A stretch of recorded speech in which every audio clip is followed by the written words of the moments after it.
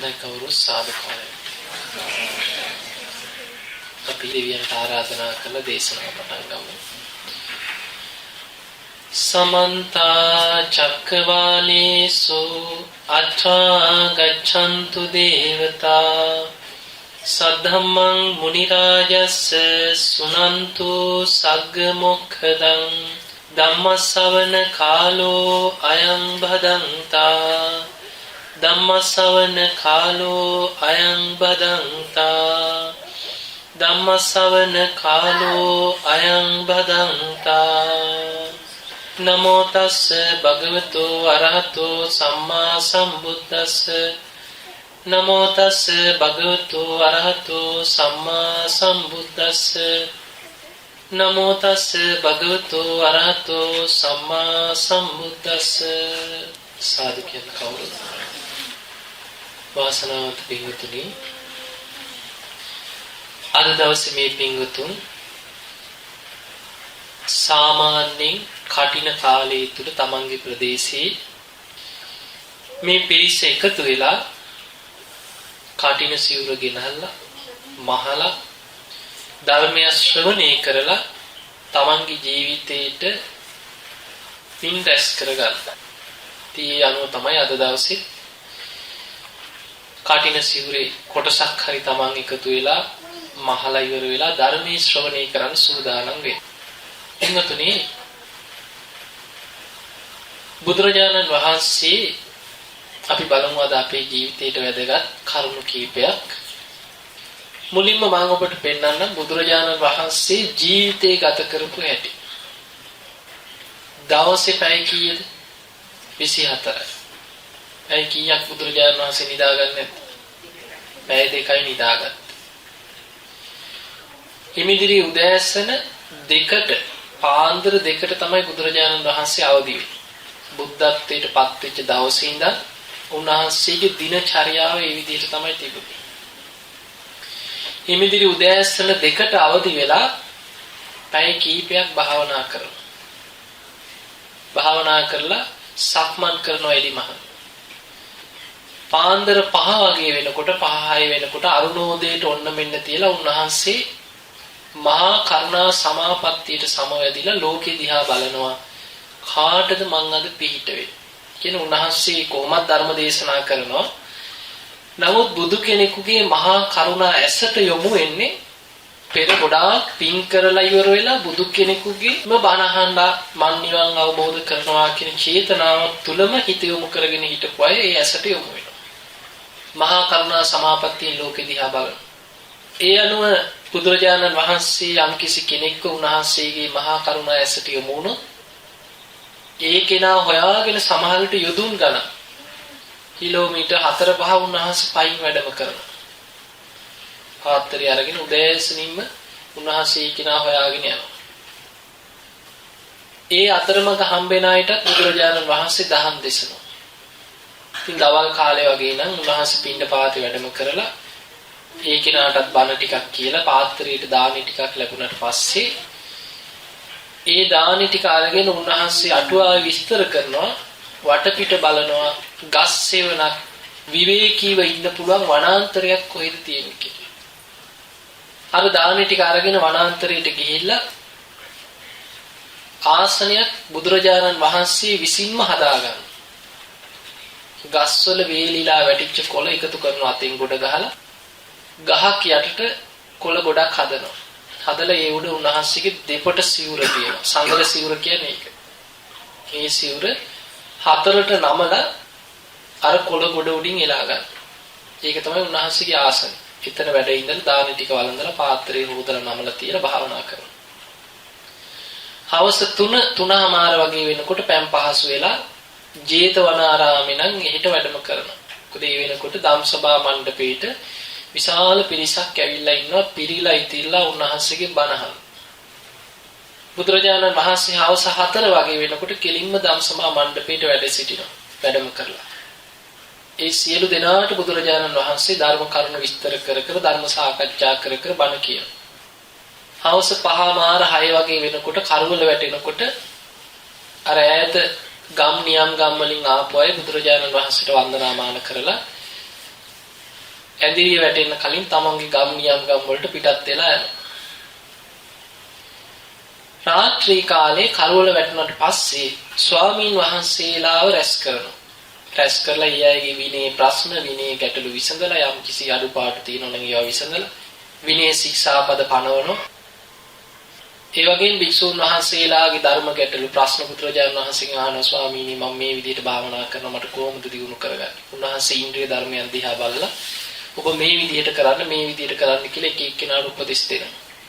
දීලා ඒ විදිහට භික්ෂුන් වහන්සේලාට අනුශාසනා කරනවා රාත්‍රී 9:45 විතර වෙනකම්. 9:45ට පමණ උන්වහන්සේ ධම්සභා මණ්ඩපෙන් කටයුතු අවසන් කරලා උන්වහන්සේගේ ගන්ධ කුටියට වැඩම කරනවා. වැඩ සිටින කුටියට කියන ගන්ධ කුටිය. උන්වහන්සේ 9:45ට විතර ගන්ධ කුටියට වැඩම කරාට පස්සේ රාත්‍රී 10ක් 12ක් වෙන්ුනේ දෙවිවරු වෙනුවෙන්. හැමදාම දවසේ පැය දෙකක් දෙවියන්ට වෙන් කරා. රාත්‍රී 10ක් 12ක් අතර තමයි දෙවිවරු තමන්ගේ ධර්ම ගැටලු ප්‍රශ්න බුදුරජාණන් වහන්සේ ළඟට අරගෙන ඉන්න විසඳගන්න.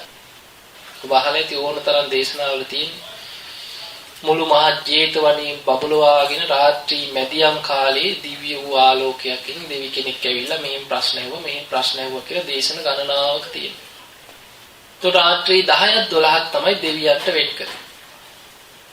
හිමිදිරි උදෑසන 2ට අවදි වෙනවා රාත්‍රී 12ට උන්වහන්සේ සිංහසෙයියාවෙන් සැතපෙනවා. පැය දෙකයි නිදාගන්න. ඔය අතරේ බුදුරජාණන් වහන්සේ ගම් නියම් ගම් කරා වැඩම කරමින් ධර්ම දේශනා කර පුදුම ප්‍රශ්න උන්වහන්සේට ආවා.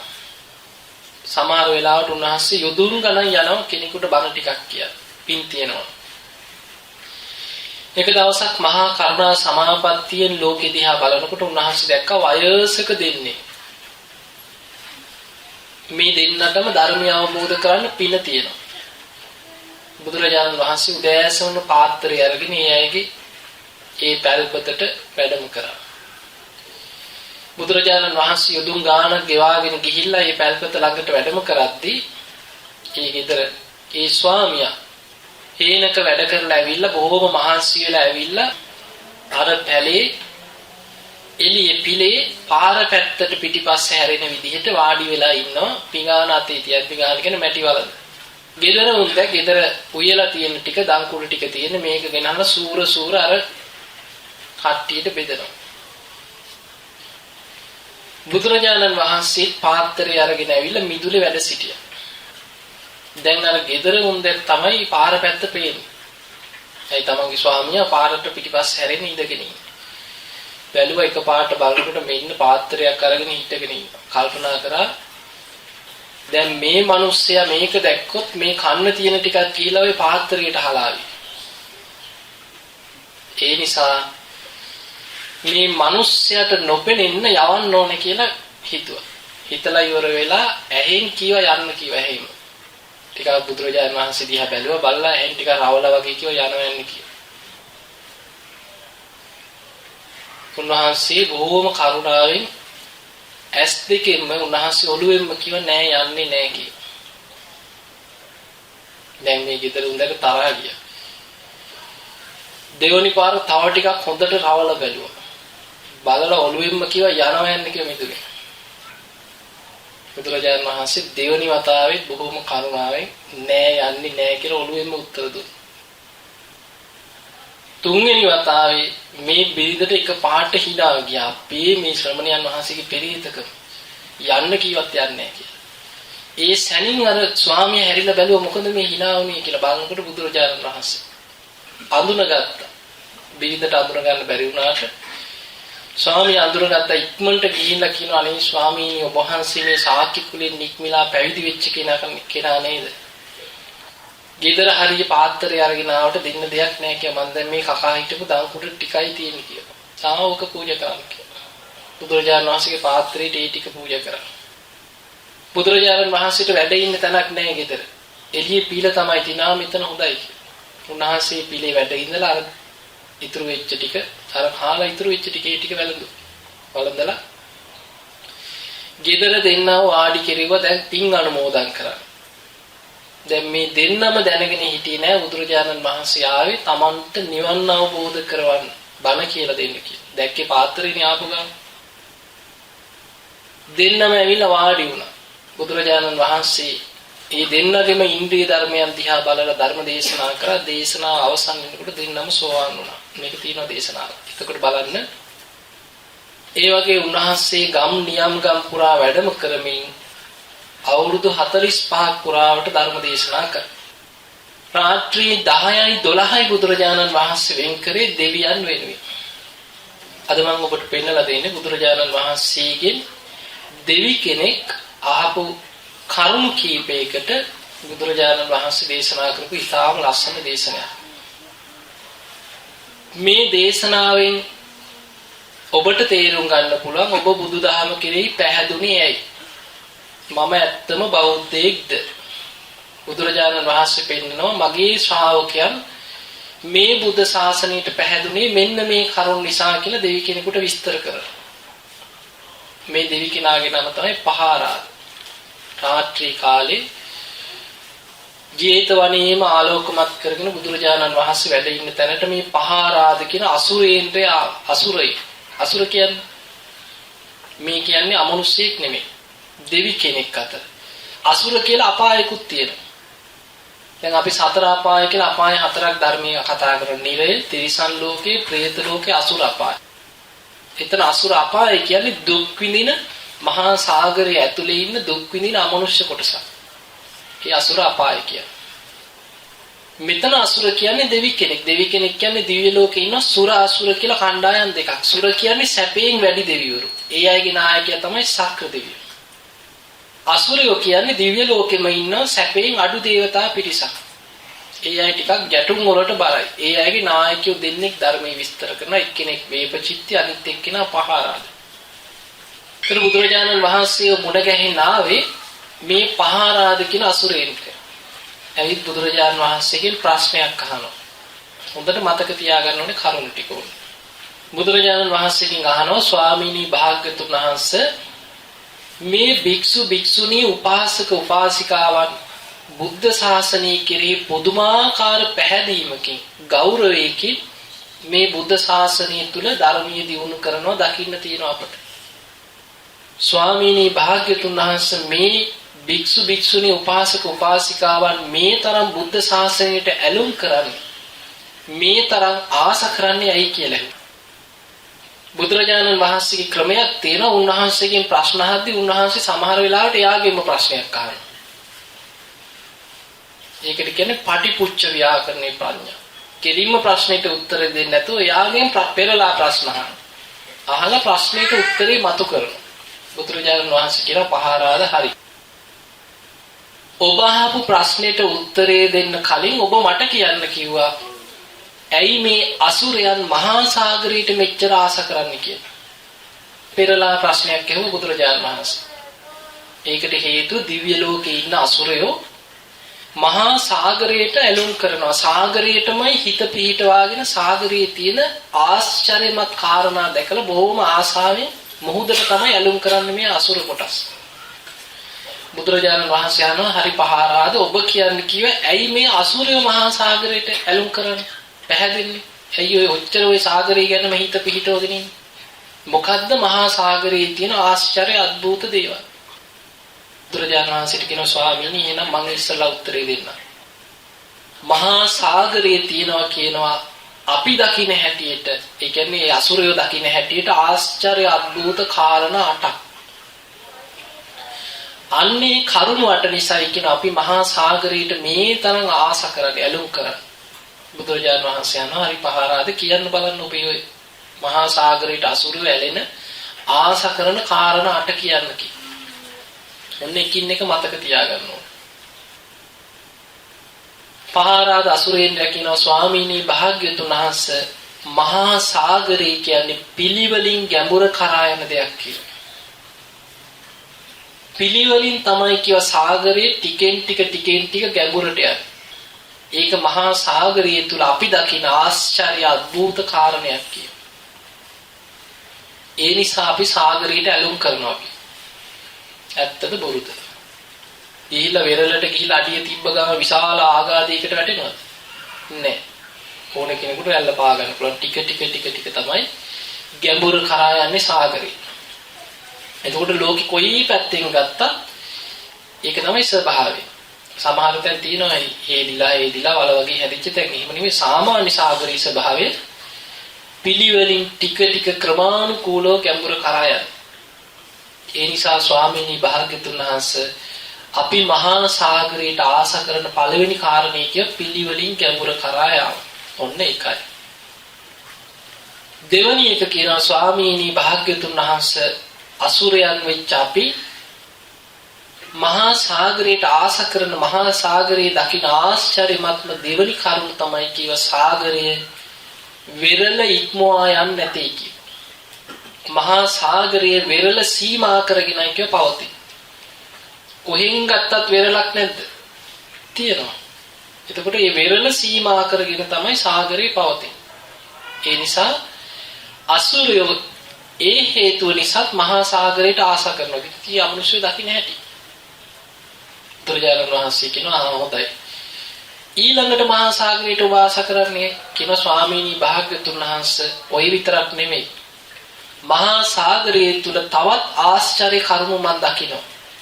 ස්වාමීනි භාග්‍යතුන් වහන්සේ මහා සාගරයට අසුරයන් ආස කරන තුන්වෙනි කාරණේ තමයි කියවා මහා සාගරයේ මලකුණු රඳින්නේ නැහැ කියලා. මලකුණු ගොඩ ගන්නවා. ඇත්තද බොරුද? කෙනෙක්ව මරලා ගිහිල්ලා මුහුද මැදට දාලා ඉන්න. දවස් 3-4කට පස්සේ හරි ගොඩ ගහන්නේ නැද්ද කොහෙට හරි? ගොඩ ගන්නවා. කියනවා ස්වාමීනි භාග්‍යතුන් වහන්සේ මහා සාගරය කියන්නේ මලකුණු රඳින්න නැති තැනක් කියනවා. මලකුණු ගොඩ ගන්නවා. වෙරළට ගන්නවා. ඔය මුහුදු ගිහිල්ලා නැව් ගිහිල්ලා පෙරලිලා මැරෙනවා. කොහොමත් මාස ගානකට පස්සේ හරි අර මලකුණ කුණු වෙලා හරි ගොඩ ගන්නවා. ස්වාමීනි මහා සාගරයේ තියෙන ආශ්චර්ය කාරණයක් ඇටියට අපි ඒක දකිනවා. ඔන්න කරුණු තුනයි. ඊළඟ එක කියනවා ස්වාමීනි භාග්‍යතුන් වහන්සේ මේ මහා සාගරයට කොයිතරම් වැස්සක් කොයිතරම් ලෝකේ හැම තැනින්ම ගංගාවල් ගලාගෙන එනවා. ඉන්දියාවේ තියෙන විශාලම ගංගා ටික කියනවා ස්වාමීනි ඉන්දියාවේ විතරක් ගංගා යමුනා අචිරවති සරබු මහී කියලා මහා විශාල ගංගාවල් එනවා කියනවා. ලෝකේ හැම රටකින්ම ගංගාවල් ඇවිල්ලා වැටෙන්නේ කොහෙටද අන්තිමට? සාගරයට. ස්වාමීනි භාග්‍යතුන් වහන්සේ කොයිතරම් ගංගාවල වතුර ගැලුවත් කොච්චර වැස්සත් සාගරේ වතුර අඩු බවක්වත් වැඩි බවක්වත් පේන්නේ නැහැ කිය. අවුරුද්දක් පැයව කියලා මුහුදේ වතුර හිදෙනවා ටික. නැහැ. તો කොච්චර වැස්සා කියලා වතුර උතුරලා එනවා.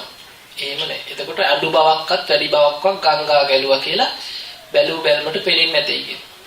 ස්වාමීනි මේක මහා සාගරයේ ආශ්චර්ය කරුණක් හැටියට අපි දකිනවා. ඒ නිසා අපි ආසයි කිය. කරුණ කීයද? 4යි. ඊළඟට කියනවා ස්වාමීනි භාග්‍යතුන් වහන්සේ ඔය විතරක් නෙමෙයි. මහා සාගරේ තවත් ආශ්චර්ය කරුණක් තමයි කීවා නොයෙක් නම් ඇති ගංගාවල් වැටෙනවා. ගංගා යමුනා අචිරවති සරබු මහී කිය.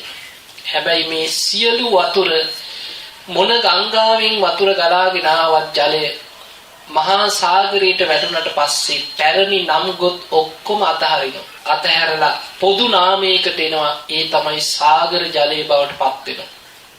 මුහුද තුල වෙන් කරන්න පුළුවන්ද මේ තියෙන ගංගානංගගේ වතුර ටික? මේ තියෙන සරබූ ගඟේ වතුර, මේ තියෙන මහී ගඟේ වතුර කියලා වෙන හොයන්න පුළුවන් නෑ. ඒ ඔක්කොම සාගර ජලයේ කියන පොදු නාමයකට පත් වෙනවා. ඒ නිසා ස්වාමීනි අපි ආසයි කිය මහා සාගරයට. අරමුණ කීයද? 5යි.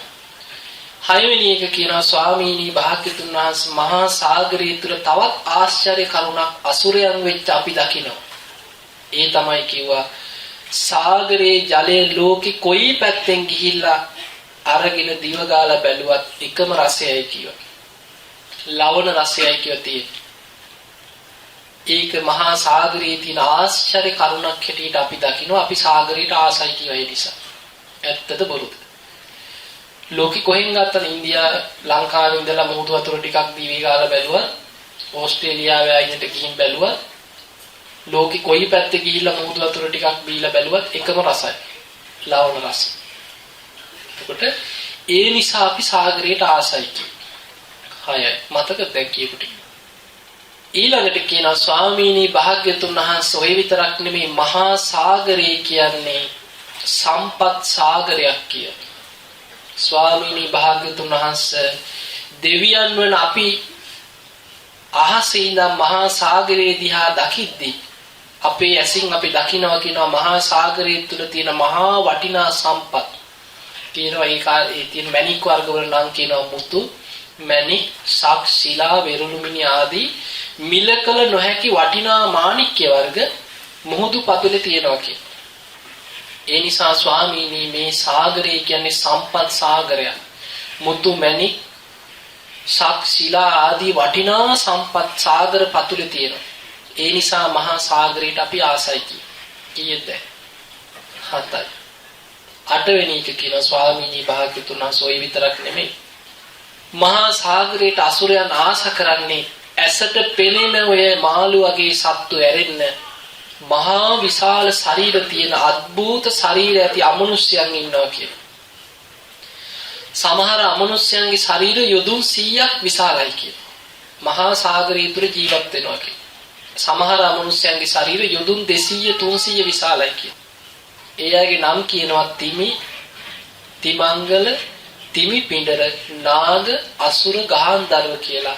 අමනුෂ්‍ය කොටස් මහා සාගරේ ජීවත් වෙනවා කියන එක නාග ලෝකේ තියෙන සාගරය ඇතුළේ. අසුර කියන අපායේ තියෙන සාගරයේ කියන තිමි, තිමංගල, තිමි පිඬර, නාග, අසුර, ගහන්ධර්ව. ඔය කොටස් තමයි අමනුෂ්‍ය හැටියට සාගරය ඇසුරු කරගෙන මොහොත ඇතුළේ ජීවත් වෙන අමනුෂ්‍ය.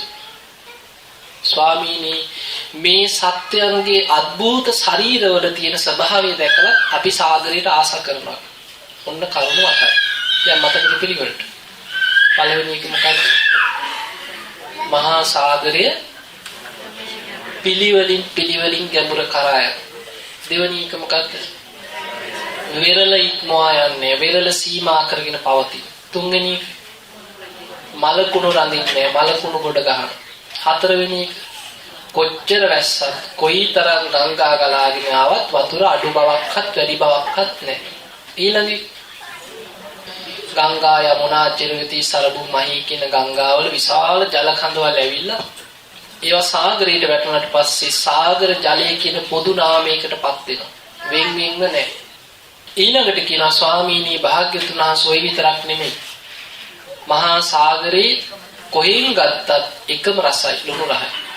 ඊළඟට කියනවා සාගරය කියන්නේ සම්පත් සාගරය. මහා වටිනා සම්පත් මාණික්‍ය වර්ග තියෙනවා. ඊළඟට අමනුෂ්‍යය ගැන සාගර පතුලේ ඉන්න විශාල ශරීර තියෙන අමනුෂ්‍ය. දැන් පහරාද කියනවා ස්වාමීනි භාග්‍යතුන් වහන්සේ ඔන්න මම නම් අසුරයන් ආස කරන කරුණ වටම තථාගතයන් වහන්සේ ඉදිරියේ කියා හිටියා. දැන් ස්වාමීනි ඔබ වහන්සේ මම අහපු ප්‍රශ්නෙට උත්තරේ දෙන්න කියලා. මොකක්ද අසුරය අහපු ප්‍රශ්නේ? භික්ෂු භික්ෂුණී උපාසක උපාසිකා කියන සිව්වනක් පිරිස බුද්ධ ශාසනයට ආස කරන්නේ ඇයි කියලා. ඔන්න බලන්න බුදුරජාණන් වහන්සේගේ දේශනා විලාසය. උන්වහන්සේගේ දේශනාවල තියෙන ක්‍රමය බුදුරජාණන් වහන්සේ අර අසුරයාගේ කියපු කරුණුම අරගෙන අනිත් පැත්තට විස්තර කරන ධර්මයේ තුල.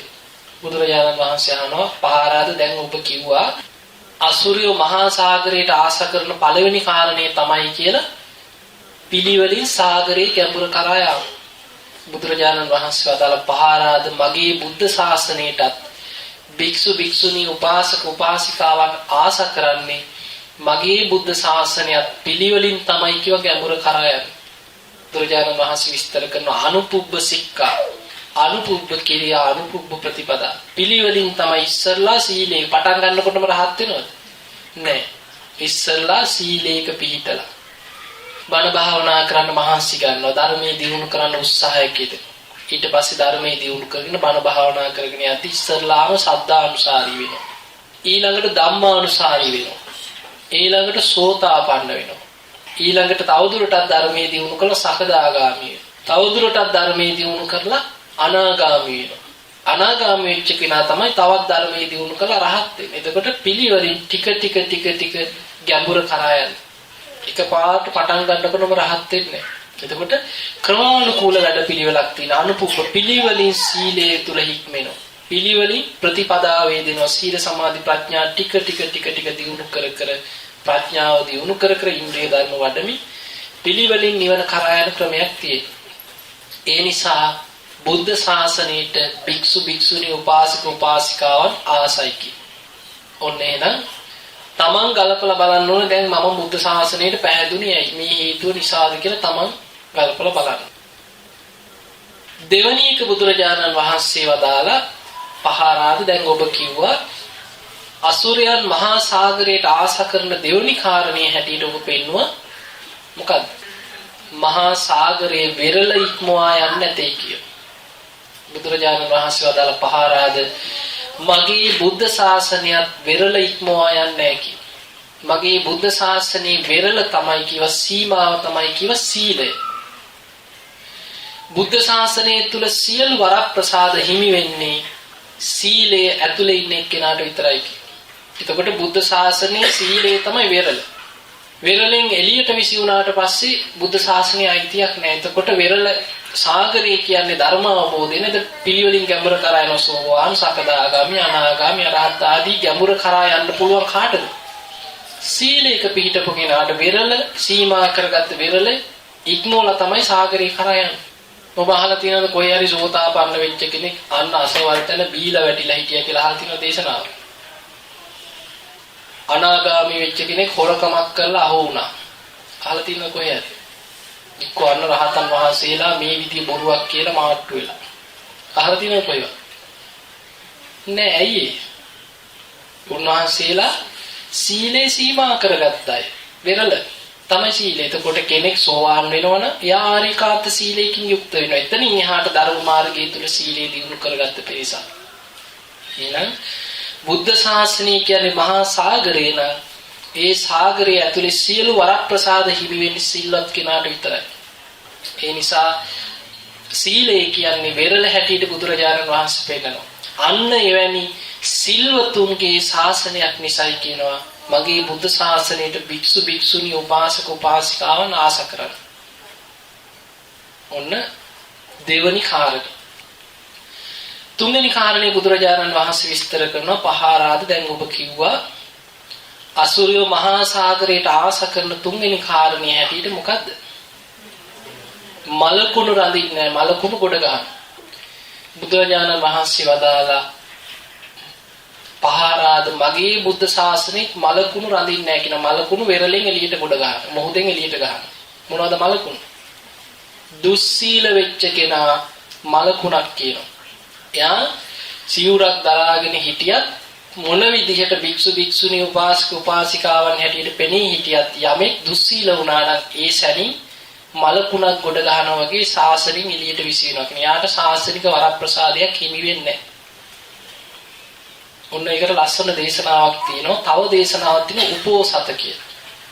උපෝසත කියන්නේ මොකද්ද? උපෝසතී කියන්නේ පෝය කරනවා කියලා අහලා තියෙනවා භික්ෂුන් වහන්සේලා පෝය කරනවා කියලා ශික්ෂාපද ආරෝචනය කරනවා. එතකොට උපෝසතාගාරයක දැන් ඔය කටින සිවුරක් වුණත් පූජා කරාට පස්සේ භික්ෂුන් වහන්සේලා මේ විනය කර්ම කරන්නේ පෝය සීමාවක් තුල.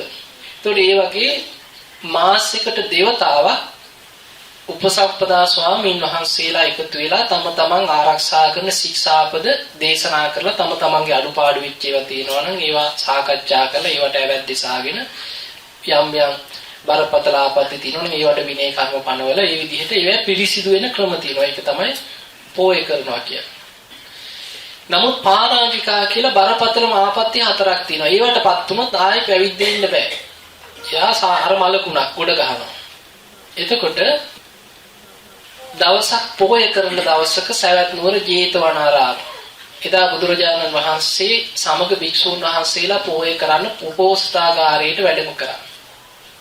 හවස් කාලේ දැන් එදා පෝය කරන දවසක් බුදුරජාණන් වහන්සේ ධම්සභා මණ්ඩපයේ වැඩ සිටිය උපෝසථාගාරේ අනිත් භික්ෂූන් වහන්සේලා සියලු දෙනාම ඇවිල්ලා වාඩි වෙලා හිටියා.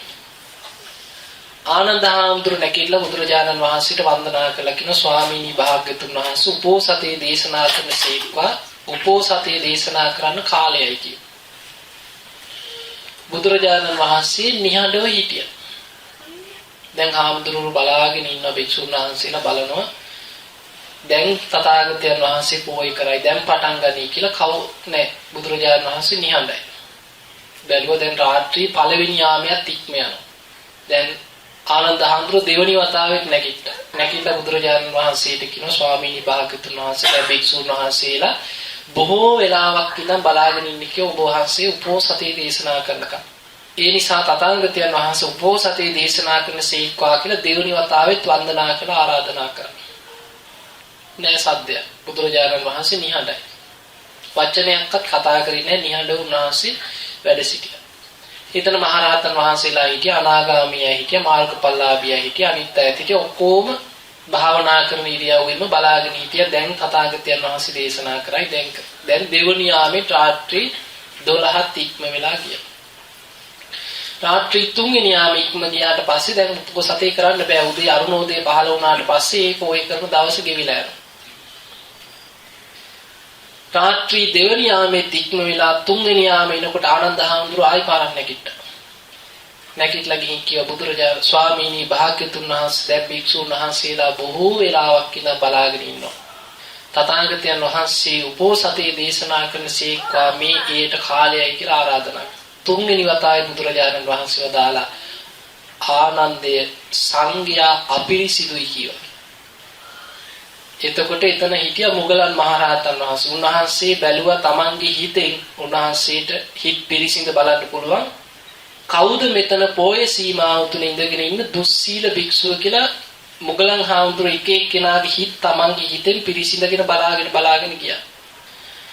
යාලකොට කෙනෙක් ඉන්නවා අර භික්ෂුන් වහන්සේලා අතර එහෙම සිවුරක් පොරවගෙන පැවිදි වෙච්ච කෙනෙක් දුස්සීලකම් කරපු කෙනෙක් එහෙම ඉඳගෙන ඉන්නවා සද්ද නැතුව. මුගලන් හාමුදුරුවෝ නැගිටලා ගියා ළඟට. ගිහින් කියනවා භික්ෂුව තථාගතයන් වහන්සේ ඔබව අඳුනගත්තා. ඔබ සංඝයාට අයිති නැති කෙනෙක් කියෝ. ඔබ අපිරිසිදු කාය කර්ම තියෙන භික්ෂුවක්. ඔබ පරාජිකා වෙච්ච කෙනෙක්. ඔබ සංඝයාට අයිති නැහැ. වහාම පොයේ සීමාවෙන් නැගිටලා එළියට යන්න කිව්වා. සද්ද නැතුව ඉන්නවා ගල්ගිල්ල වගේ බලාගෙන. දෙවනි වතාවෙත් කිව්වා නෑ තුන්වෙනි වතාවෙත් කිව්ව නෑ ආනන්ද හාමුදුරුවෝ නැගිට්ටා. නැගිටලා ආනන්ද හාමුදුරුවෝ ගිහලා උරහිසෙන් අල්ලලා නැගිට්ටවල උරහිසෙන්ම අල්ලගෙන එළියට එක්කගෙන ගිහලා එළියට දැම්මා. දාලා ඉවරලා පොයි සීමාවේ දොර වැහුවා. දොර වහලා ඇවිල්ලා බුදුරජාණන් වහන්සේට වන්දනා කළා කියන ස්වාමීනි භාග්‍යතුන් වහන්සේ දුස්සීල භික්ෂුව සංඝයා අතරින් ඉවත් කරා. තථාගතයන් වහන්සේ උපෝසතේ දේශනා කරන සීක්වා කියලා ආරාධනා කළා. ඒ වෙලේ බුදුරජාණන් වහන්සේ වදාලා ඒක දේශනාවේ මේ විදිහටම තියෙනවා. බලන්න මොග්ගල්ලාන තථාගතයන් වහන්සේ හිත පිරිසිඳ දකිද්දී මොග්ගල්ලාන ඔබ නැවත නැවතත් කියද්දි මේ භික්ෂුව ගල් කිල්ල වගේ බිම බලාගෙනම හිටියනේ කියනවා. ඒ කියන්නේ මේ විදිහටම සද්ද නැතුව හිටියා. බලන්න ඉතින් එකල එසේනම් මේකල කවර කතාවදනේ. ඒ වගේ බුදුරජාණන් වහන්සේ ඉස්සරහත් එහෙම හිටියා. අන්තිමට ඒ වෙලේ බුදුරජාණන් වහන්සේ වදාළ මහණෙනි යම් දවසක පටන් සංඝයාගෙන් එක්කෙනෙක් හෝ අපිරිසිදු භාවයටපත් වුණාද එදා පටන් තථාගතයන් වහන්සේ සංඝයා සමග ආයි කවදාවත් පෝය කරන්නේ නැහැ කියලා බුදුරජාණන් වහන්සේ භික්ෂුන් වහන්සේලාටම එකතු වෙලා පෝය කරගන්න ඒ වෙලාවේ පැවරුවා. පවර්ලාවිලා බුදුරජාණන් වහන්සේ වැඩම කරා උන්වහන්සේගේ කන්ද කුටියට. එදා බුදුරජාණන් වහන්සේ ඔය සිදුවීම මුල් කරගෙනත් මේ දේශනාව මේ විදිහටම විස්තර කරා. ඒ සූත්‍ර පිටකේ දෙපොළක තියෙනවා මේ දේශනාවම එකක් තමයි පහාරාද සූත්‍රය ඊළඟට උපෝසත සූත්‍රය. එතකොට දැන් බලන්න මේ ඒ අනුව බලපුවාම කෙනෙක් කයින් කරාට හිතේ නැද්ද කරපු දේවල් තියෙනවා. කොච්චර ලෝකයාට හැංගිලා වැරදි වැඩ කරත් පව වැඩ කරත් ඒවා තමන්ගේ හිතේ තියෙනවා. හිත දකින්න ශ්‍රමණ බ්‍රාහ්මණවරු ඒවා පිරිසිදු දකින්න. දෙවියනුත් දකින්න. ඒක දේශනාවක තියෙන අංගුත්තර නිකායේ තියෙනවා මහණෙනි මේ ලෝකේ තමන් ගැන හරියටම තමන් ගැන සම්පූර්ණයෙන්ම දන්නේ තමන්මයි කියලා. එතකොට තමන්ගේ හෘද සාක්ෂි නෙමෙයිද තමන් ඇත්තද බොරුද තමන් බොරුවද කරන්නේ සුදුද කළුද ඔක්කොම දන්නේ. තමන්ගේ හෘද සාක්ෂි දකින්න. බුදුරජාණන් වහන්සේ වදාළ මහණෙනි තමන් ගැන තමන් දකින්නේ යම්සේද ඒ විදිහටම හිත දකින්න දෙවියනුත් තමන් ගැන දන්නවා. ඒ වගේම හිත දියුණු කරපු පරචිත්ත විඥාන ඥානය ඇති ශ්‍රමණ බ්‍රාහ්මණවරු ඒ පුද්ගලයන් මේ විදිහටම අඳුන ගන්නවා කියන්නේ. එතකොට සාමාන්‍යකින් මේ ප්‍රායෝගිකව පේනවනේ කොච්චර මොන ජඩ වැඩ කරලා පූජාවට අරගෙන ගිහිල්ලා දෙවියන්ගෙන් ඉල්ලුවත් දෙවියෝ දන්නවනේ මේ එන එක මොන જાති කෙනෙක්ද කියලා. එතකොට කොයිතරම් ඉල්ලුවත් දකින්නවා ඒවා ඔක්කොම හිතේ තියෙනවා. තමන් කරපු කියපු දේවල් ඔක්කොම. බුදුරජාණන් වහන්සේ වදාලා එවැනි කෙනෙක් සිවුරක් පොරෝගෙන හිටියත් දුස්සීල වුණා නම් ඒ සැනින් හරියට මලකුණක් මොහොතෙන් ගොඩ ගහනවා වගේ. බුද්ධ ශාසනයෙන් එළියට විසි කරනවා. ඒක බුද්ධ ශාසනය තුල තියෙන ආශ්චර්ය අద్భుත කාරණයක් කිය. ඒ කෙනාට කිසිම ශාසනික වරප්‍රසාදයක් නැහැ. එයා ශාසනයෙන් එළියට විසි වෙලා යනවා. එතකොට ඒ නිසයි කිව්වා මගේ බුද්ධ ශාසනයට භික්ෂු භික්ෂුණී උපාසක උපාසිකාවන් ආස කරන්න. ඇයි සිල්වතුන්ගේ ශාසනයක් පිළිසිදු අයගේ ශාසනයක් නිසා ආසයි කිය. ඔන්න තුන්වෙනි කාරණය. හතරවෙනි එක බුදුරජාණන් වහන්සේ වදාළ පහාරාද ඔබ කිව්වා අසුරය මහා සාගරයට ආස කරන හතරවෙනි කාරණේ හැටියට මතකද? මහා සාගරයට කොයිතරම් වැස්සත් කොයිතරම් ගංගාවල් ගලාගෙන ආවත් මහා සාගරේ පිරීලා ඉතිරිලා යන බවක් හෝ අඩුවීමක් හෝ පේන්නේ නැහැ. බුදුරජාණන් වහන්සේ වදාළ පහාරාද මගේ බුද්ධ ශාසනයේ නිර්වාණ ධාතුව කියන්නේ අසංකතයි කිය.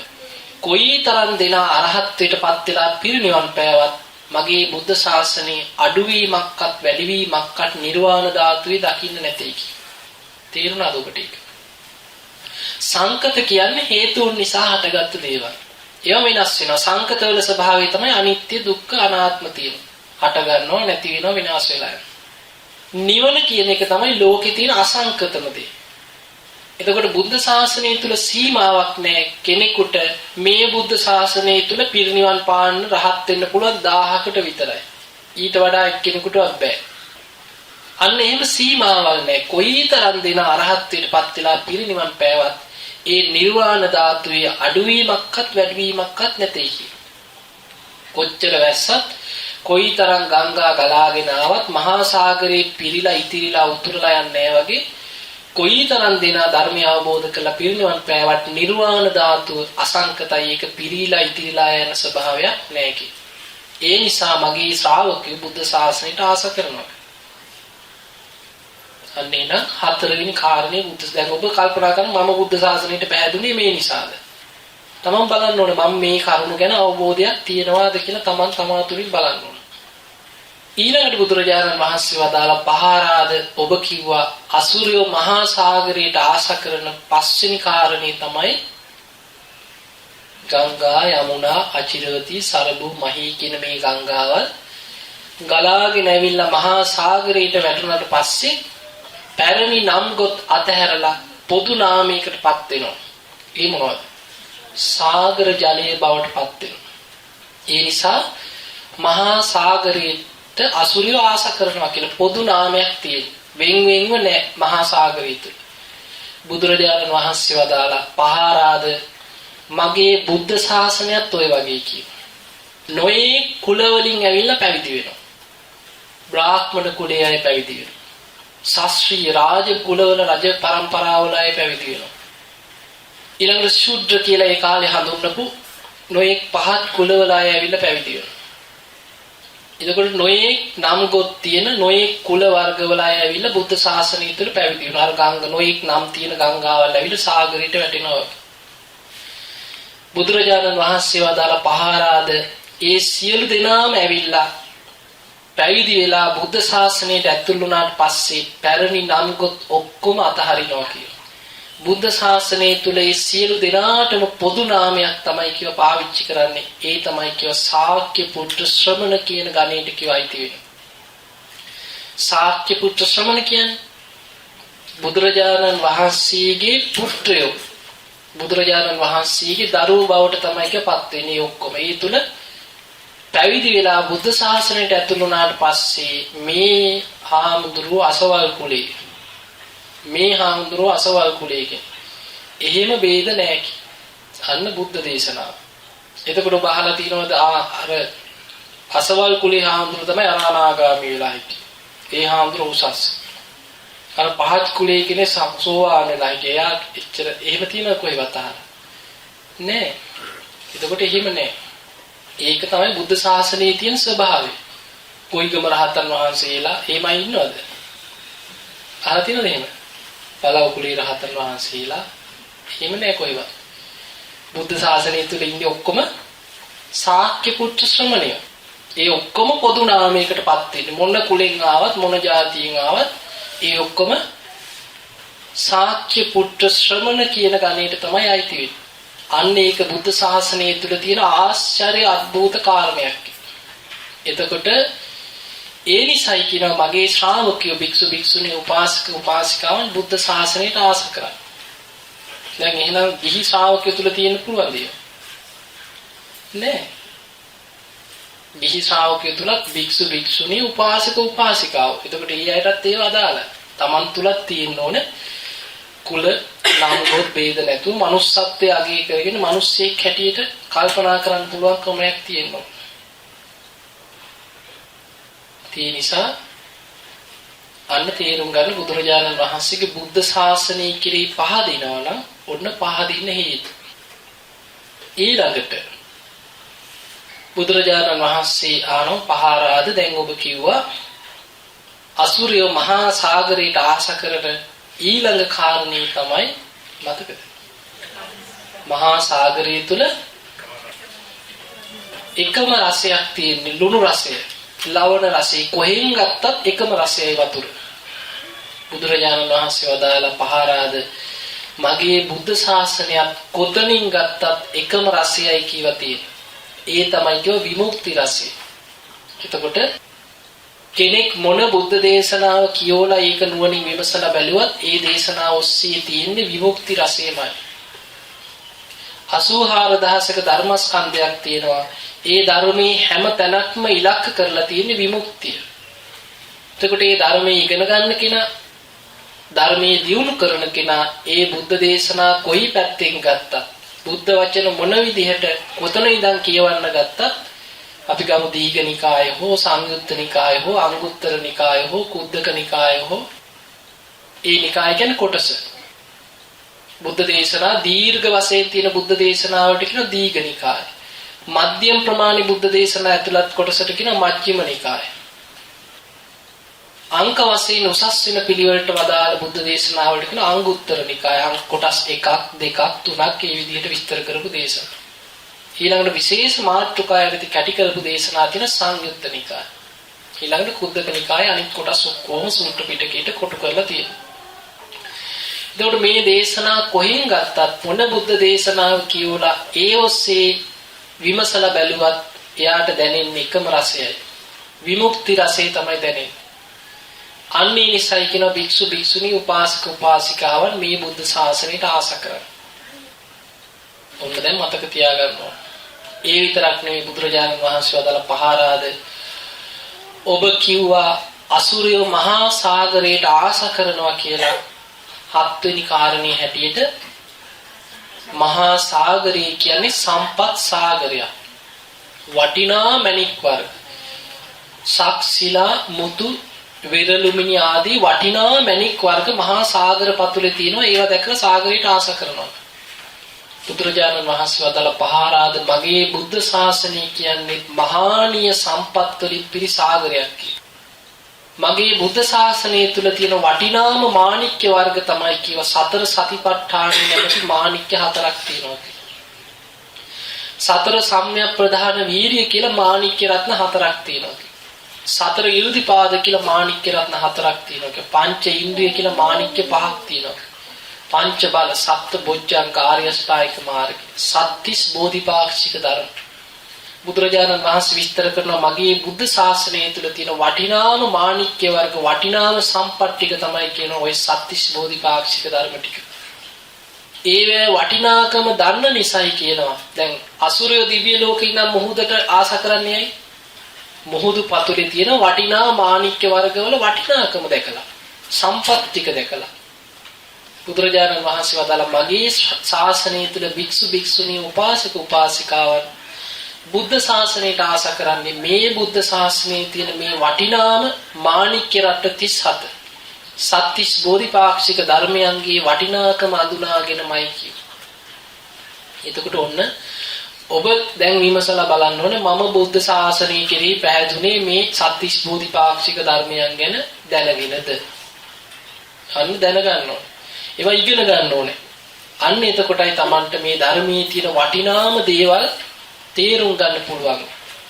ඊළඟට බුදුරජාණන් වහන්සේ වදාළ පහාරාද ඔබ සඳහන් කරා අසුරිය මහා සාගරයට ආස කරනවා කියලා මහා සාගරයේ ඉන්න අමනුෂ්‍යයන්ව දැකලා යොදුන් 100 200 300 විශාල ශරීර තියෙන අద్භූත අමනුෂ්‍යයන් දැකලා ඒ අයගේ ශරීරවල තියෙන විශාලත්වය ඒ අයගේ ශරීරවල තියෙන ගුප්ත බව දැකලා පුදුමාකාර විදියකින් පුදුමයටපත් වෙලා ඔබ මහා සාගරයට ආස කරන අසුරයෝ බුදුරජාණන් වහන්සේ වදාලා පහාරාද මගේ බුද්ධ ශාසනය තුලත් මහානීය පුද්ගලයෝ ඉන්නවා කිව 8 දෙනෙක්. ඒ අය දැකලායි කිව්වා ඒ අයව අඳුනගෙනයි කිව්වා මගේ අනිත් ශ්‍රාවක බුද්ධ ශාසනයට ආස කරන්නේ. කවුද මේ මහානීය පුද්ගලයෝ ටික? සෝවාන් මාර්ගයේ ගමන් කරන කෙනා. සෝවාන් ඵලයටපත් වෙච්ච කෙනා. සකදාගාමි මාර්ගයේ ගමන් කරන කෙනා. සකදාගාමි ඵලයටපත් වෙච්ච කෙනා. අනාගාමි මාර්ගයේ ගමන් කරන කෙනා. අනාගාමි ඵලයටපත් වෙච්ච කෙනා. අරහත්ත්වයේ පිණිස මාර්ගයේ ගමන් කරන කෙනා රහතන් වහන්සේ. දැන් අපි උදේහවා ඔය කියන්නේ වදිනකොට අට්ඨපුරිස පුද්ගල කවුද මේ පුද්ගලයා 8 දෙනා? ඒ ඔය අය. යදිදන් චත්තාරි පුරිස යුගානි යුගල වශයෙන් 4යි. සෝවාන් මාර්ගඵල එක යුගලයක්. සකදාගාමි මාර්ගඵල, අනාගාමි මාර්ගඵල, අරහත් මාර්ගඵල. එතකොට යුගල වශයෙන් 4යි. අට්ඨපුරිස පුද්ගල වශයෙන් බෙදුවොත් 8 දෙනයි. ඒ අය තමයි බුද්ධ ශාසනය තුල ඉන්න මහානීය සම්පත් ටික. වටිනාම පුද්ගලයෝ ටික දෙනා. ඒ අයගේ වටිනාකම, ඒ අයගේ ගුණධර්ම වල වටිනාකම දන්න අනිත් අය මොකද කරන්නේ? බුද්ධ ශාසනයට ඇලුම් කරනවා මමත් මේ ධර්මයේ දියුණු කරලා මේ මට්ටමටපත් වෙනවා කියලා. ආශා කරනවා. බුදුරජාණන් වහන්සේ වදාළ පහාරාද මගේ බුද්ධ ශාසනයට භික්ෂු භික්ෂුණී උපාසක උපාසිකාවන් ආශා කරන්නේ ඔන්න ඔය කරුණු 8 නිසායි කියලා බුදුරජාණන් වහන්සේ විස්තර කළා. දැන් මතකද අටම? පළවෙනි එක තමයි බුද්ධ ශාසනේ පිළිවෙලින් ගැඹුර කරා යනවා. මහා සාගරේ පිළිවෙලින් ගැඹුර කරා යනවා වගේ බුද්ධ ශාසනයත් ටිකෙන් ටික තමයි අවබෝධය කරා ධර්ම මාර්ගයේ දියුණු වෙවි ධර්ම අවබෝධයට නැඹුරු වෙයි. ක්‍රමානුකූල වැඩපිළිවෙලක් තියෙනවා. දෙවෙනි එක මොකක්ද? මහා සාගරේ වෙරළ සීමා කරගෙන තියනා වගේ බුද්ධ ශාසනේ සීලය සීමා කරගෙන තියෙන සිල්වතුන්ගේ ශාසනය. තුන්වෙනි එක තමයි මහා සාගරයේ මලකුණු රඳින්නේ මලකුණු ගොඩ ගන්නවා. ඒ වගේ මගේ බුද්ධ ශාසනය තුල යමෙක් දුස්සීල වුණොත් එයා සාගරය තුල තියාගන්නේ. එන බුද්ධ ශාසනයට අයිති නැහැ ගොඩට ගහනවා. වෙරළෙන් එළියට විසිරලා. මලකුණ ගොඩ ගන්නවා. එතකොට ඊළඟ එක මොකක්ද? මහා සාගරේ කොයිතරම් වැස්සත් කොයිතරම් ගංගා ගලාගෙන ආවත් පිරීලා ඉතිරිලා යන්නේ. ඒ වගේ තමයි කියනවා මේ බුද්ධ ශාසනය කොයිතරම් දෙන අරහත්ත්වයටපත් වෙලා පිරිනිවන් පෑවත් නිර්වාණ ධාතුවේ උතුරලා යාමක් හෝ පිරියාමක් හෝ අඩුවීමක් නැtei කිය. ඊළඟට විස්තර කරා ගංගා යමුනා අචිරවති සරබෝ කියන මේ මහා ගංගා වලින් එන වතුර සාගරයට වැටිලා පොදු නාමයකටපත් වෙනවා. සාගර ජලයේ බවටපත් වෙනවා. ඒ වගේ තමයි කියව නොයේ කුල වලින් නොයේ ගෝත්‍ර වලින් ඇවිල්ලා පැවිදි වෙනවා. පැවිදි වෙලා බුද්ධ ශාසනයට ඇතුළු වුණාට පස්සේ මගේ ශාසනය තුල ભેදයක් නැtei කිය. ඒ සියලු දෙනාම බුදුරජාණන් වහන්සේගේ දරුවෝ ශ්‍රමණ ශාක්‍ය පුත්‍රයන් බවටපත් වෙනවා. ඒ නිසායි කිය මේ ශාසනයට ආශා කරන්නේ. ඊළඟට බුදුරජාණන් වහන්සේ වදාලා මේ මහා සාගරයේ ජලයේ කොහෙන් ගත්තත් ලුණු රහයි, ලවණ රහයි. ඒ වගේ තමයි මේ බුද්ධ ශාසනයේ මේ ධර්මස්කන්ධේ කොතනින් අරගෙන බැලුවත් කොහෙන් අරගෙන ධර්මයට ඇතුළු වුණත් එකම රසයයි දැනෙන්නේ. ඒ තමයි විමුක්ති රසය. ඊළඟට බුදුරජාණන් වහන්සේ විස්තර කරනවා පහාරාද මේ මහා සාගරයේ තියෙන වටිනාම මණික් මුතු ශක්ෂිලා වගේ සම්පත් දැකලා ඔබ සාගරයට ආස කරනවා වගේ මගේ ශ්‍රාවකයෝ බුද්ධ ශාසනයේ තියෙන වටිනාම සම්පත් ටික දැකලායි කිය සාගරයේ බුද්ධ ශාසනයට ඇලුම් කරන්නේ. ඒ තමයි කිය සත්‍තිස් බෝධිපාක්ෂික ධර්මය. ඊළඟට බුදුරජාණන් වහන්සේ වදාළ මහා සාගරයේ තුල ඉන්න අద్භූත විශාල සත්ත්ව කොටස් වගේ තමයි මගේ බුද්ධ ශාසනය තුල ඉන්න මහානීය පුද්ගලයෝ අට දෙනා. ඒ අෂ්ටාරි පුද්ගලයන් මාර්ගඵලලාභීන්ව අඳුනගෙන තමයි කිව අනිත් අය බුද්ධ ශාසනයට ඇලුම් කරන්නේ. ඒ නිසා ඔන්න ඔබ තේරුම් ගන්න ඔබත් බෞද්ධයෙක් හැටියට බුදුරජාණන් වහන්සේගේ ධර්මය අහන්න ලැබුණා. තිසරණේ පිහිටියා. හැමදාම තුනුරුවන් සරණ යනවා, පන්සල් සමාදන් වෙනවා. තමන් බලන්න ඕනේ මම බුද්ධ ශාසනයට ඇලුම් කරන්නේ, බුද්ධ ශාසනයට මං ආස කරන්නේ මේවා අඳුනාගෙනද? එහෙම අඳුනගත්තේ නැත්නම් මොකද වෙන්නේ අපිට? අපි මේවා අඳුනගත්තේ නැත්නම් මොකද වෙන්නේ? අපි විශ්ින්නේ අපි එළියට යන්නේ. ඒ කොහොමද? දැන් අපි හිතමු කවුරු හරි ඔන්න බස් එකක නැගලා යනවා ලංකාවේ. මෙහි නෙමෙයි ලංකාවේ. යනකොට හාමුදුරු ටිකක් පෙළපාලියක් සිව් උස්සගෙන කෑ ගහනවා, ගහ ගන්නවා. කෙනෙක් කල්පනා කරනවා අපි මේකුන්ද අපි සරණ යන්නේ. හරිද වැරදිද? හරිද වැරදිද? වැරදි. අපි සරණ යන්නේ කාවද? අට්ඨපුරිස පුද්ගලයා සෝවාන් මාර්ගය නැයි සෝවාන් ඵලයටපත් වෙච්චයි. සකදාගාමි මාර්ගය නැයි සකදාගාමි ඵලයටපත් වෙච්චයි. අනාගාමි මාර්ගය නැයි අනාගාමි ඵලයටපත් වෙච්චයි. රාතන මාර්ගඵලලාභී. එතකොට අර වගේ අපි කෙනෙක් දැකලා දුස්සීල කෙනෙක් දිහා කල්පනා කරලා අපි ශාසනය ගැන අපි කලකිරුණොත් කාටද වරදින්නේ? අපටයි වරදින්නේ. එතකොට කල්පනා කරන්න ඕන මේ මලකුණක්. ගොඩ ගහපු මලකුණක්. ඒ වගේ තමයි කාගේ හරි වැරද්දක් දැක්කනම් එයාට බැල ශාසනය ගැන කලකිරින්න අපිට බුද්ධ ශාසනයත් එපා වුණා. එහෙම කියන සමහර. එතකොට කාටද වැරදිලා තියෙන්නේ? Tamanටමයි. එතකොට කල්පනා කරනවා අනේ පව් මේ මලකුණක් කියලා හිත හදාගත්ත එච්චරයි. එහෙම නැත්නම් Taman විසින්ම Tamanගේ ගුණ නසාගෙන Taman විසි වෙන්නේ එළියට. ඒ නිසා බුද්ධ ශාසනය කියන්නේ පිරිසිදු තැනක්. බුද්ධ ශාසනය කියන්නේ සිල්වතුන්ගේ තැන. සිල්වත් කෙනෙක් තමයි මාර්ගඵල අවබෝධ කරගෙන ධර්ම අවබෝධය කරා යන්නේ. යමෙක් ඒ ශාසනය තුළ දුස්සීල වුණා නම් එයා මලකුණ වගේ ගොඩ ගහනවා. එච්චරයි. ඒ නිසා ශාසනයේ තියෙන පිරිසිදු භාවය අඳුන ගන්නට ඕන. අද ධර්ම දේශනාවේදී අපි කියමු කරුණු ටික හොඳට මතක තියාගන්න. බුදුරජාණන් වහන්සේගේ ජීවිතය ගත කරපු ආකාරය සිහි කරගන්න. උන්වහන්සේ දවසේ පැය 24 පැය 2යි නිදාගත්ත පැය 22ක් දෙව් මිනිස් ලෝකයා කෙරෙහි කරුණාවෙන් ගන්නියම් ගම් පුරා වැඩම කරමින් ධර්ම දේශනා කරමින් වැඩ සිටි. එතකොට ඔබට අද බුදුරජාණන් වහන්සේ පිරිනිවන් පාලා අවුරුදු 2553ක් ගියා. ඔබටත් මොකක් හරි පිනක් තිබ්බා බෞද්ධයෙක් කියලා බණ ටිකක් හරි අහන්න. ලෝකේ කෝටි ගාණක් ඉන්නවා බණ අහන්න නැත. බෞද්ධ පවුල්වල ඉපදිච්ච ඉන්නවා ලක්ෂ ගණන් මෙලෝ බණපදයක් අහන්න පිනක් නැත. නැද්ද එහෙම? ඉන්නවා. කොට ඒ වගේ හිත නැමෙන්නේ එහෙම. උපදින් බෞද්ධ වුණා කියලා හිත නැමෙන්නේ බණ අහන්න. එතකොට ඒ වගේ පිනක් තියෙන්න ඕන. ධර්මය අහන්න පෙර පින් තියෙන්න ඕන. පුබ්බේච්ච කත පුඤ්ඤතා කියන. පෙර පින් තිබ්බොත් තමයි ධර්මය අහන්න උනත් ලැබෙන්නේ. ඉතින් ඒ නිසා තමයි මේ පින්වතුන් අද දවසේ ඒ වගේ පින් දහම් කරලා තිබ්බ නිසා මේ පින්වතුන්ට මේ රටකට ආවා. දැන් බලන්න මේ බුදුහාමුදුරන්ගේ බුද්ධ ස්පර්ශයක් ලැබපු පාද ස්පර්ශයක් ලැබපු රටවල්ද මේ? නෑ. නමුත් අද ඔබ මෙහි ඉඳන් ලංකාවේ ඉන්න අයට වඩා හොඳට බණ අහනවා ධර්මයේ දියුණු කරගන්න. ඒකට කොහේ හිටියත් ඔබට මේ පරිසරයේ සැලසීලා තියෙනවා. ඒ නිසා මේ පිරිස එකතු වෙලා මේ රටේ බණ අහනවා පන්සල් හදාගෙන ඒ ස්වාමීන් වහන්සේලා ඇසුරු කරමින් උදව් උපකාර කරමින් මේ පින්කම් කරමින් කටින පින්කම් කරනවා. ඒ වගේ විශාල ධර්මස්කන්ධයක් දියුණු කරනවා භාවනා කරන අය ඉන්නවා. හොඳට භාවනා කරන අය මුණ ගැහෙනවා මට. ඉතින් ඒ නිසා ඒ වගේ ධර්මයේ දියුණු කරන පිරිස් ඉන්නවා. ඉතින් ඒ නිසා මේ අවස්ථාවෙන් උපරිම ප්‍රයෝජනෙ ගන්න. ලෝකෙ කොහේ හිටියත් ඉන්න තැන නෙමෙයි වැදගත්තේ. හඳේ හිටියත් හිතේ ධර්මයේ තියෙනවා නම් ධර්මයේ දියුණු කරන්න පුළුවන්. ජේතවනාරාමයේ හිටියත් හිතේ ධර්මයේ නැත්නම් අපාය තමයි.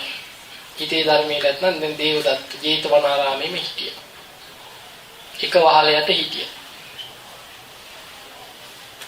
අඩුගානේ මනුස්ස ජීවිතයක් ලබන්න පින නැති වුණා. ඉතින් අපාය ගියා. ඉතින් ඒ වගේ ඒක තමයි ස්වභාවය. ඉන්න තැන නෙමෙයි වැදගත් වෙන්නේ. තමන්ගේ හිතේ තියෙන ධර්මයේද, තමන් සිල්වත්ද, තමන් ධර්මයේ කරා යන උත්සාහයක්, වීර්යයක් තියනවාද කියන එකයි වැදගත් වෙන්නේ. ඉතින් ඒ නිසා හොඳට මතක තියාගන්න. අපිට ඊටාම දුර්ලභ මනුස්ස ජීවිතයක් ලැබිලා තියෙන්නේ. මේ මනුස්ස ජීවිතේ බුදුරජාණන් වහන්සේ වෙන තන අග තියෙන පිණි බිඳුවක් වගේ. කොයි වෙලාවෙ බිමට වැටෙයිද කියන්න බෑ. ඒ වගේ තමයි මේ මනුස්ස ජීවිතේ සැනින් බිඳිලා යනවා. මේ හොදට ඉන්න මිනිස්සයා කතා කරලා ගිහින් නිදා ගන්න උදේ ආරංචි වෙනවා මැරිලා කියලා. නැද්ද? ඒක තමයි ස්වභාවය. ඒ නිසා කෙනෙකුට විනාඩියක් දෙකක් ඇති පරලෝය. හදිසි අනතුරු වලින් මැරෙනවා, නොයෙක් ලෙඩ රෝග වලින් මැරෙනවා, නොයෙක් විපත් වලින් මැරෙනවා. වයස ભેදයක් නැහැ, ආයුෂක් නැහැ, තැනක් නොතැනක් නැහැ. ඕනෑම තැනක ඕනෑම මොහොතක මැරෙන්න පුළුවන්. ඉතින් ඒ නිසා මේ මනුස්ස ජීවිතයක් ලැබිච්ච වෙලාවේ බුද්ධ ශාසනයක් වුණ ගැහිච්ච වෙලාවේ අප්‍රමාදීව මේ බුද්ධ ශාසනය කෙරෙහි පහදින්න ඕනේ අර කියපු කරුණු තේරුම් අරගෙන අවබෝධයෙන්මයි. ඊළඟට බුද්ධ ශාසනයේ තියෙන වටිනාම මාණික්‍ය රත්න 37 අධ්‍යයනය කරලා ඉගෙන ගන්නට ඕන. සතිපට්ඨානෙ, සතර සම්‍යක්පදාන වීර්ය, පංචේන්ද්‍රිය, පංචබල, සප්තබොජ්ජංග, ආර්ය අෂ්ටාංග මාර්ගයේ මේවා තමන්ගේ ජීවිතය තුළ ඉගෙන ගන්න. උත්සාහයක් ගන්න පොතපත කියවලා ධර්මඥානෙ ගොඩනගා ගන්න උත්සාහයක් ගන්න. අන්න එතකොටයි තමන්ට බුද්ධ ශාසනයෙන් ප්‍රතිඵලයක් ලබන්න පුළුවන් වෙන්නේ. ඉතින් ඒ නිසා හැම කෙනෙක්ම අදිෂ්ඨානයක් ඇති කරගන්න මගේ ජීවිතය දවසින් දවස මොහොතින් මොහොත ශනේන් ශනේ මරණය කරා ලං වෙනවා. මරණේ නැමැති අනුතුර ඉදිරියේ අප්‍රමාදීව මම නම් ධර්මයේම අවබෝධ කරගන්න මහන්සි ගන්නවා කියන අදිෂ්ඨානය ඇති කරගන්න. ඉතින් පින්වතුනි අද දවසේ ඔබ තුනුරුවන් වන්දනා කළා, ඊළඟ බුද්ධ පූජාවන් පවත්වලා ධර්මයේ ශ්‍රවණය කරලා, ඒ වගේම මේ කටින සිවුර එකතු වෙලා බොහොම ශ්‍රද්ධාවෙන් ගෞරවයෙන් මහාන උදව් උපකාර කරලා විශාල පුණ්‍ය ධර්මයක් රැස් කරගත්තා. ඉතින් මේ රැස් කරගත්ත පින් කැමති සියලු දෙවියන්ට අනුමෝදන් වෙත්වා. දෙවියෝ මේ පින් දැක බල අනුමෝදන් වෙලා දෙවියන්ගේ දිව්‍ය ශිෂ්‍යරු වර්ධනය කරගෙන සියලු දෙවියෝ සංසාර දුකින් අත මිදේවා කියලා සාදු කියනවා. අපි දෙවියන්ට පින් අනුමෝදන් කරන ගාථාවකින් ආකාසට්ටා චුම්මට්ටා දේවා නාග මහිත්‍තිකා පුඤ්ඤන්තං අනුමෝදිතා චිරන් රක්ඛන්තු ලෝක සාසනං ආකාසට්ටා චුම්මට්ටා දේවා නාග පුඤ්ඤන්තං අනුමෝදිතා චිරන් රක්ඛන්තු දේශනං ආකාසට්ටා චුම්මට්ටා දේවා නාග පුඤ්ඤන්තං අනුමෝදිතා චිරන් රක්ඛන්තු මං සදා. ඒ වගේම අද දවසේ මේ ධර්මයේ ශ්‍රවණය කරපු පින්වත් සෑම සියලු දෙනෙක් නමම මිය පරලෝකීය සියලුම ඥාතීන් සිහි කරගන්න. ඔබේ මිය පරලෝකීය ඥාති හිත මිත්‍රාදීන් ඉන්නවා නම් ඒ සෑම සියලු දෙනාම සිහි කරගෙන පින් අනුමෝදන් කරන්න. මිය පරලෝකීය ඥාතීන් මේ පින් දැක බල අනුමෝදන් වෙත්වා. ඥාතීන්ගේ පරලෝක ජීවිත සැපවත් වේවා. මිය පරලෝකීය ඥාතීන් වහවහා සංසාර දුකින් අත මිදේවා කියලා සාදු කියනවා. ඉදම්මේ ඥාතීන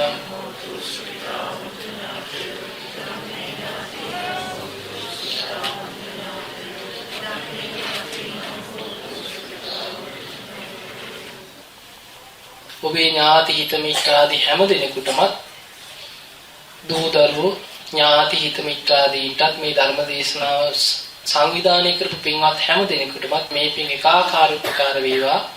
කාය චිත්ත පීඩා දුරු වේවා. තුනුරුවන්ගේ අනන්ත ආරක්ෂාව රැකවරණය සැලසේවා. හැම දිනාටම ගන්න හිරෙන හුස්ම රැල්ලක් පාසා, තබන පියවරක් පාසා තමන්ගේ ජීවිතයේ තුල ධර්මයේම දියුණු කරගන්න තුනුරුවන්ගේ ආරක්ෂාව රැකවරණය සැලසේවා.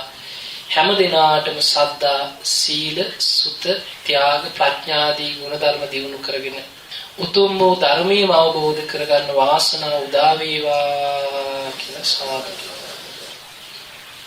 හොඳයි, ඕම වන්දනා කරගන්න.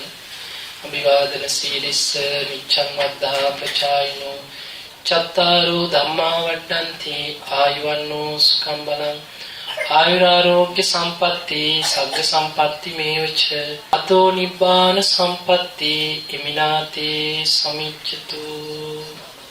හැම දිනම නිදුක් වේවා, නිරෝගී වේවා, සුවපත් වේවා, සුවපත් වේවා, සුවපත් වේවා. හැම දිනාටම තෙරුවන් සරණයි.